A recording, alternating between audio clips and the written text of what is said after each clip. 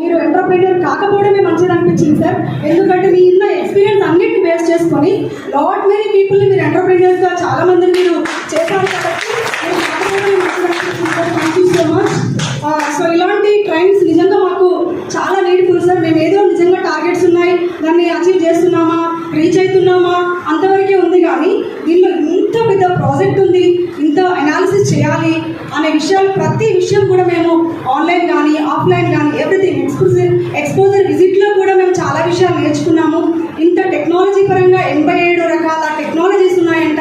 ఆ రీసెర్చ్ అదంతా కూడా చూస్తుంటే అసలు ఇంత సపరేట్ ప్రపంచం ఉంది నిజంగా అని అనిపించింది సార్. నిజంగా వెరీ థ్యాంక్ఫుల్ టు యూ నిస్మే అండ్ సెర్పు sir. Thank you everyone. Thank you.